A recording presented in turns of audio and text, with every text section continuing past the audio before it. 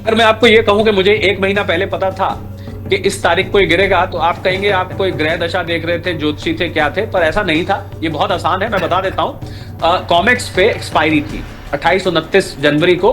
तो आप ये नोट कर लीजिए बात, और ये आगे के लिए भी ध्यान रखिए कि जब किसी महीने में बहुत तेज चढ़ता है सोना चांदी, तो कॉमेक्स में यानी कि न्यूयॉर्क में जहां पर कमोडिटी ट्रेडिंग होती है, तो उस दिन लोग प्रॉफिट बुकिंग करते हैं, क्योंकि वो कॉन्ट्रैक्ट की एक्सपायरी होती है। तो एक्सपायरी करके तो सेलिंग एकदम से सेलिंग आ जाती है, क्योंकि सब लोग बेच के अपना प्रॉफिट ले जाते हैं। इसलिए आपको इतनी भारी गिरावट दिखाई दी। आप देखेंगे कि धीरे धीरे अब अगली कॉन्ट्रैक्ट की डेट अभी से नोट कर लीजिए, आपको करीब या तो 28 फरवरी होगी या 1 मार्च होगी। मैं चेक करके हम लोग इस पे अलग से बात कर सकते हैं। तो उस दिन फिर अगर सारे महीने चढ़ता रहा, तो उस दिन फिर ये गिरेगा। और अगर उस महीने वो गिरता रहा, ये भी नोट करिएगा, अगर किसी महीने मान लीजिए गिरता रहा, तो उस महीने चढ़ जाएगा, क्योंकि लोग फिर अपनी शॉर्ट पोजीशन को स्क्वायर अप करते हैं। जो लोग कमोडिटी ट्रेडिंग और डेरिवेटिव में डील करते हैं वो समझ रहे होंगे मैं क्या कह रहा हूं। पर मुझे इस डेट का पहले से मालूम था कि 29-30 जनवरी के आसपास ये भयंकर तरीके से इसमें करेक्शन आएगी, क्योंकि जितनी तेज दौड़ा था उतनी ही ज्यादा प्रॉफिट बुकिंग आई है। और आप मानेंगे नहीं, अब सोना $5000 के नजदीक पहुंच गया, कहां $5600। इतनी ज्यादा वॉलेटिलिटी इसमें हो गई। यही चांदी देखिए $100 के आसपास आ गई है, कहां $120 को पार कर गई थी। ये सब सट्टेबाजी का खेल है, जिसका मैं आपको बार बार जिक्र करता रहा हूं। नमस्कार, मैं हूं आपके साथ विशाल कालरा। और 1 फरवरी को पेश होने वाले बजट को लेकर कई बड़ी उम्मीदें इस वक्त आम आदमी के मन में है। आइए सबसे पहले आपको बताते हैं वो कौन सी बड़ी उम्मीदें हैं, वो कौन से बड़े बदलाव हैं जिनकी मांग आम जनता कर रही है और जो उम्मीद की जा सकती है कि बदलाव बजट में हो सकते हैं। और फिर इस पर चर्चा की शुरुआत करेंगे। पहला बड़ा बदलाव जिसकी सबसे ज्यादा चर्चा है और सबसे ज्यादा मांग है, वो है इनकम टैक्स की नई रिजीम में स्टैंडर्ड डिडक्शन 75,000 से बढ़ाकर 1 लाख रुपए तक क्या किया जा सकता है। इससे सैलरीड लोगों की 13 लाख रुपए तक की इनकम टैक्स फ्री हो जाएगी। अभी 12,75,000 रुपए तक की इनकम टैक्स फ्री है। इसके अलावा जो दूसरा बड़ा बदलाव और उम्मीद है वो है किसान सम्मान निधि को लेकर के। क्या यह 50% बढ़ सकती है सालाना रकम। प्रधानमंत्री किसान सम्मान निधि जो योजना है उसमें 6,000 रुपए मिलते हैं किसानों को एक साल में, अब वो क्या 9,000 रुपए तक जा सकता है। बीते 3 सालों से इसे बढ़ाने की बात तो हो रही है, लेकिन अब तक हो नहीं पाया है। तीसरा बड़ा बदलाव रेलवे इंफ्रास्ट्रक्चर को लेकर है। 300 से ज्यादा नई अमृत भारत और वंदे भारत ट्रेनें चल सकती हैं। सरकार नई ट्रेनें चलाकर 2030 तक रिजर्वेशन की वेटिंग लिस्ट को खत्म करना चाहती है। ऐसे में 300 से ज्यादा अमृत भारत और वंदे भारत ट्रेनों का ऐलान किया जा सकता है। चौथा बड़ा बदलाव प्रधानमंत्री सूर्य घर योजना। 2 किलोवाट के सोलर पैनल पर 80,000 रुपए तक की सब्सिडी मिल सकती है। बजट में 2 किलोवाट तक के सोलर सिस्टम पर सब्सिडी को 30,000 रुपए प्रति किलोवाट से बढ़ाकर 40,000 रुपए प्रति किलोवाट किया जा सकता है, यानी कि 80,000 की कुल मिलाकर सब्सिडी हो सकती है। मौजूदा नियमों के मुताबिक 2 किलोवाट का सोलर सिस्टम लगवाने पर 30,000 प्रति किलोवाट के हिसाब से 60,000 की सब्सिडी मिलती थी, लेकिन अब यह बढ़कर 80,000 हो सकती है। और पांचवा बड़ा बदलाव है आयुष्मान भारत को लेकर। 60 साल से ऊपर के सभी बुजुर्गों को इसमें फायदा मिल सकता है। सरकार आयुष्मान भारत योजना का दायरा बढ़ा सकती है। वर्तमान में 70 साल से ऊपर के बुजुर्गों को इस योजना का फायदा मिलता है, जिसे घटाकर अब 60 साल किया जा सकता है, यानी कि 60 साल के बाद ही आपको इस योजना का फायदा मिलना शुरू हो जाएगा। सालाना 5 लाख रुपए तक के मुफ्त इलाज की लिमिट को बढ़ाया जा सकता है, ताकि कैंसर और हार्ट सर्जरी जैसे गंभीर बीमारियों का खर्च कवर हो सके। इस बजट से मिडिल क्लास को उम्मीदें क्या है, रोजगार कैसे बढ़ेगा, इन सभी पर चर्चा के लिए हमारे साथ अर्थशास्त्री शरद कोहली साहब जुड़ गए। सर, बहुत स्वागत आपका। बजट पर एक बार पहले भी हमने चर्चा करी, लेकिन अब कुछ स्पेसिफिक पॉइंट्स पर आज हम चर्चा करते हैं, क्योंकि कई रिपोर्ट्स अब अलग अलग आ रही है। और पहली रिपोर्ट ये कह रही है कि ये जो 12,75,000 तक जो आपकी इनकम है सालाना, जो टैक्स फ्री है, क्या इसमें और बढ़ोतरी हो सकती है? बहुत ज्यादा नहीं, क्या 25,000 और ये 13 लाख रुपए हो जाएगी स्टैंडर्ड डिडक्शन 75,000 से बढ़कर 1 लाख रुपए। आप सबसे पहले इनकम टैक्स को लेकर क्या सोचते हैं, मैं ये समझना चाहूंगा। क्या हो सकता है बदलाव, या आप कोई और गुंजाइश नहीं है? नमस्कार विशाल, आपको और एफएम न्यूज के सभी दर्शकों को, फॉलोअर्स, व्यूअर्स, सब्सक्राइबर्स को मेरा अभिनंदन। थोड़ी सी विशफुल थिंकिंग लगती है, क्योंकि पिछले साल, जैसा मैंने पहले बताया था कि पिछले साल काफी बदलाव हुए थे। 12 लाख एक बहुत बड़ा बदलाव था कि 12 लाख तक की इनकम पर अब 87A के अंदर रिबेट की वजह से कोई टैक्स नहीं लगता है। अगर हो जाए तो बहुत अच्छा है, मांग है, मुझे भी उम्मीद है। पर एक तरफ उम्मीद है, दूसरी तरफ लगता है कि अभी बहुत दिन नहीं बीते हैं, इतने बड़े बदलाव किए, तो हो सकता है ना भी हो। तो हो जाए, मांग है, पर देखिए हमें ये देखना होगा विशाल के नॉर्मली स्टैंडर्ड डिडक्शन का महंगाई से थोड़ा थोड़ा कनेक्शन रहता है। जब मैं महंगाई कह रहा हूं तो मेरा मतलब है सीपीआई इंडेक्स कितना है, इन्फ्लेशन कितना है, क्या लोगों की जेब पे महंगाई की वजह से भार पड़ रहा है। तो इस वक्त जिस वजह से मुझे कम उम्मीद लग रही है कि इस वक्त महंगाई की दर मात्र 1-1.5% है। हालांकि सीपीआई बास्केट में क्या क्या चीजें आती हैं इस पर यह निर्भर करता है, पर इस समय क्योंकि महंगाई बहुत ज्यादा ऐसी नहीं है जो लोगों को चुभने लग जाए, तो उस वजह से मुझे कुछ चांस कम लगते हैं। परंतु हो जाए तो why not, I will always be supporting it विशाल।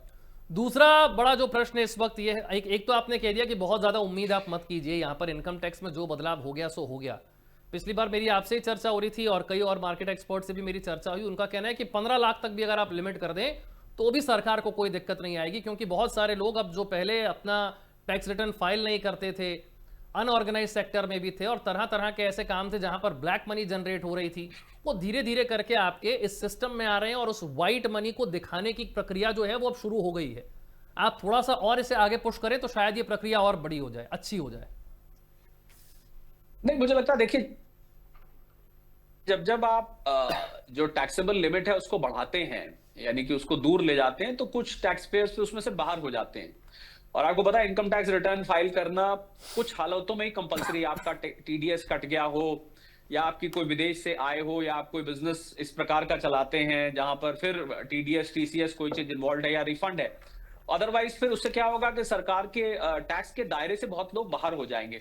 और एक चीज जो जानने वाली विशाल इसमें यह है कि ज्यादातर जो टैक्स पेयर्स हैं, यानी कि अगर हम 100 टैक्स पेयर्स लें तो उसमें से 70-80% टैक्स पेयर्स नीचे के लेवल पर आते हैं, यानी कि 20 लाख से नीचे नीचे के।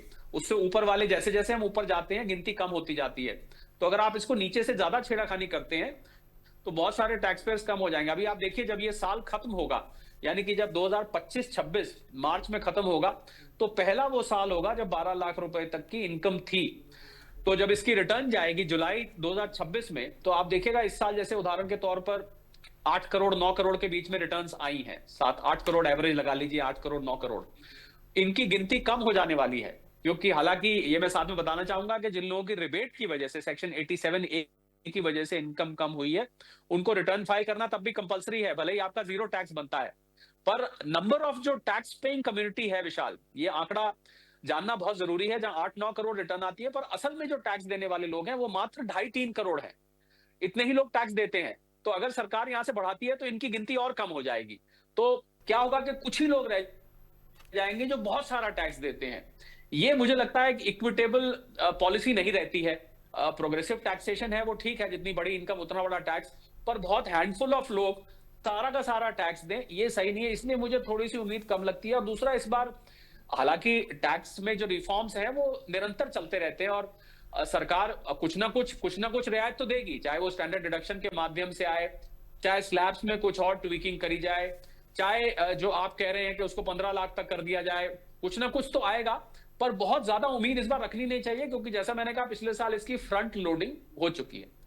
एक और बड़ी बात है, बैंकों में लोग अब पहले के मुकाबले कम पैसा रख रहे हैं। खासतौर से हमने देखा है कि एफडी जो पहले होती थी, सोशल मीडिया पर एफडी को तो ऐसा विलन बना दिया गया है कि अब एफडी तो आपको करनी ही नहीं है।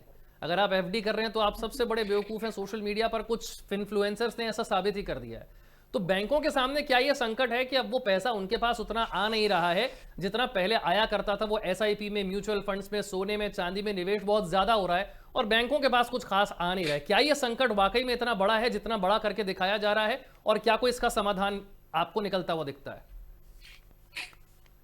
देखिए, लिक्विडिटी प्रॉब्लम बैंकों के पास समय समय पर आ रही है, इससे हम इनकार नहीं कर सकते। हम जानते हैं कि जो पैसा आप बैंक में जमा कराते हैं वो बैंक का एक तरह से रॉ मटेरियल हो जाता है, और जो वो लोन देते हैं वो इनका फिनिश प्रोडक्ट होता है, अगर इसको आसान भाषा में समझने चाहें। अब जैसे जैसे इंटरेस्ट रेट्स विशाल गिरते हैं, अब आज एफडी पर, 1 साल की एफडी पर औसतन जो इंटरेस्ट रेट है वो करीब 6-7% के बीच में, अलग अलग बैंकों का अलग अलग है। जितने छोटे बैंक होते हैं हो सकता है आपको 7, 7.25 दे दें, और कोई बड़ा बैंक होगा तो आपको 6, 6.25 के आसपास देगा। और जब आप इसमें से टैक्स काट देते हैं तो 30% टैक्स काटने के बाद ये करीब 4.5-5% रह जाता है। तो लोगों को अब लगने लगा है जो पहले सेविंग्स अकाउंट पे इंटरेस्ट मिलता था, अब सेविंग्स अकाउंट पे तो 2.5, 3.5% रह गया है, कि सेविंग अकाउंट वाला इंटरेस्ट हमें फिक्स डिपॉजिट्स पे मिलने लग गया है। तो बैंकों को समस्या आएगी। और जब गोल्ड और सिल्वर जैसे एसेट्स आपको बम्पर रिटर्न दे रहे हैं, सिल्वर ने 300%, गोल्ड ने 100%, कॉपर ने 50%, 150% रिटर्न दिया, तो जब आपको ये एसेट ज्यादा रिटर्न देने लगते हैं तो लोगों को फिर फिक्स डिपॉजिट और फीके लगने लग जाते हैं। आप किसी से मिलिए, वो कहेगा पैसा कहाँ रखा है, okay, हमारा तो फिक्स डिपॉजिट पड़ा है। आपका कहाँ है भाई? मैंने तो गोल्ड में लगाया था, पिछले साल से डबल हो गया है। तो उसको और लगता है कि मैं आपका बेवकूफ था, आर्थिक मैंने जो सर्वे है और आपका आर्थिक सर्वे भी कह रहा है कि अगले एक साल में अनिश्चितता और बढ़ सकती है, सोने चांदी के दाम और बढ़ेंगे। ये आर्थिक सर्वे में भी आ गया अब तो। बिल्कुल। अरे आर्थिक सर्वे की इसकी हमें जरूरत नहीं है। खाली आप डोनाल्ड ट्रंप का 2-4 बार जब कर लीजिए, आपको पता लग जाएगा कि कितनी अनिश्चितता रहेगी। इसमें कोई ज्यादा रॉकेट साइंस आजकल इसको समझना नहीं है। आर्थिक सर्वे का मैं सम्मान करता हूं, पर मुझे इसमें लग रहा है विशाल कि जब वैकल्पिक रिटर्न अच्छा आने लग जाता है तो जो फिक्स डिपॉजिट जैसा वनीला इन्वेस्टमेंट होता है, मैं थोड़ी सी उसको आलसी इन्वेस्टमेंट मानता हूं। हालांकि मैं ये साथ में बोलना चाहूंगा कि अगर आप निवेशक हैं तो कुछ ना कुछ पैसा फिक्स डिपॉजिट में होना चाहिए, क्योंकि लिक्विडिटी आपको कभी भी इमरजेंसी जरूरत पड़ सकती है। पर जब आप कंपेयर करेंगे, ठीक है, शेयर मार्केट ने शायद बहुत अच्छा रिटर्न ना दिया हो पिछले एक साल में, पर शेयर मार्केट ने नहीं तो गोल्ड और सिल्वर में दे दिया। उससे पहले प्रॉपर्टी बहुत अच्छी रिटर्न दे रही थी। तो कोई ना कोई एसेट मुझे लगता है वो एफडी के लिए विलन बन के आ जाता है, जो उसका हिस्सा ले जाता है। इसको ऐसे समझना चाहिए। जैसे जैसे इंटरेस्ट रेट्स गिरेंगे, रेपो रेट जैसे जैसे नीचे आएगा विशाल, एफडी उतनी कम लुभावनी होती जाएगी और बैंकों के लिए वाकई एक समस्या बन जाएगा फंड्स को जुटाना। जैसा मैंने कहा, आपके डिपॉजिट्स उनके लिए रॉ मटेरियल का काम करते हैं। अगला मेरा सवाल किसान सम्मान निधि को लेकर। हम किसानों की इनकम दोगुनी करने की बात बहुत करते हैं। अब किसान सम्मान निधि जब शुरू हुई तो 6,000 रुपए किसानों को 2-2 हजार रुपए की किस्तों में एक साल में मिलने लगा। अब चर्चा यह है कि इसे बढ़ाकर हम 9,000 कर देते हैं। पिछले 3 सालों से इस बात पर चर्चा चल रही है, वो बढ़ नहीं पाया है। किसानों की स्थिति को देखते हुए, एग्रीकल्चर सेक्टर को देखते हुए आपको क्या उम्मीद है? बजट से क्या हो सकता है? देखिए, भारत जैसी अर्थव्यवस्था जहां 50 से 60% लोग आज भी कृषि पर प्रत्यक्ष या अप्रत्यक्ष रूप से निर्भर हैं, डायरेक्टली इनडायरेक्टली किसी न किसी तरीके से जुड़े हुए हैं।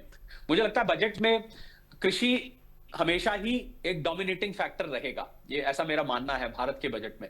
और चाहे वो किसान सम्मान निधि के जरिए हो, चाहे वो लोन आसान बनाने की प्रक्रिया हो, लोन को सस्ते बनाने की प्रक्रिया हो, चाहे वो खाद और बीज के रूप में हो, चाहे वो एमएसपी के रूप में हो, चाहे वो कृषि इंफ्रास्ट्रक्चर के रूप में हो, या इन सब में भी हो, तो मुझे लग रहा है किसानी के ऊपर तो ध्यान जाएगा ही जाएगा। सम्मान निधि, बिल्कुल आपकी बात ठीक है कि अब 6,000 चलते उसको काफी समय हो चुका है, पर अब इसमें समझने वाली बात यह है विशाल कि ये सीधा सीधा एक्सचेकर पर कैश लोड डालता है।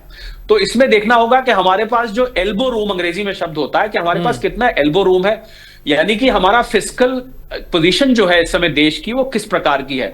मैं आपको बता दूं, इससे हमारा जो टारगेट है फिस्कल डेफिसिट का, फिस्कल डेफिसिट होता है जो घाटा होता है, यानी कि आप सरकार जितना कलेक्शन होती है, कमाई तो मैं नहीं कहता, जितनी कलेक्शन होती है और जो खर्च होता है, तो 4.4% का टारगेट रखा हुआ है। इस समय ये 4.6 4.7% के आसपास है। और कोविड से पहले, मैं आपको बताऊं, कोविड से पहले ये 2.9% हुआ करता था। तो अभी भी कोविड, और सरकार ने अब टारगेट रखा है इसको धीरे धीरे घटा के 4 पर लाना है। तो हमें देखना पड़ेगा कि ओवरऑल बैलेंस शीट बजट में क्या बन के निकल के आ रही है। अगर वहां गुंजाइश रहती है कि हम, क्योंकि पे कमीशन भी लागू होना है, तो कुछ ऐसे खर्चे होते हैं जो सीधा सीधा कैश बांटना होता है, और सरकार की डीबीटी की विशाल और भी स्कीम्स चल रही हैं। पर आप, ये बात सच है कि किसानी को इस देश से अलग नहीं किया जा सकता। किसानी पर ध्यान देना सरकार की मजबूरी भी है और सरकार का प्रायोरिटी भी है।